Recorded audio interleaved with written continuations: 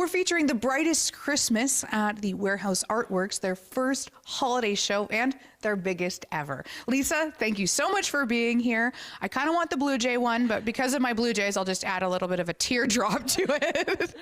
Tell us about your works. Yeah, I paint a lot of wildlife pieces with a real focus on bright colors and just using different textures to bring their personalities to life. And it's kind of perfect for Manitoba because we have so much spectacular wildlife. Exactly, yeah. People really gravitate towards the bears, the polar bear. I do a lot of owls and foxes as well because people just really like to see the things they're familiar with.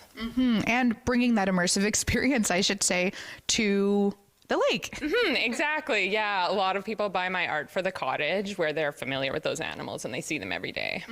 And you mentioned the colors. I personally love bright colors.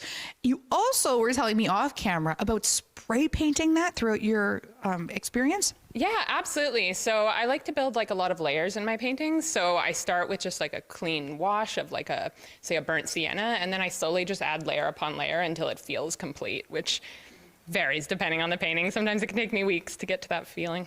That's so cool. I noticed too that they're all making a different expression or doing something different. The otter. Okay, this is a total focal point. Why an otter portrait? You know, I just felt like they're such a like a regal animal, and with the circle frame, I wanted something that just felt like a sort of an old school portrait, but with a modern take, with the layers, with the abstractions, just to sort of bring their character. I feel like they're just like a whimsical little animal. It reminds me of something Victorian. Like we should put a crown on it or something. That's the look I was going for. I debated putting a crown on it, but I was like, no, too far, just keep it subtle. Hold it back. Before we're out of time, why should people come to this art show? You know what, it's such a great way to see art in person. I feel like art is best enjoyed in person with a community where you can talk about it and just see all the beautiful creations here. There's so much color, there's so much beauty.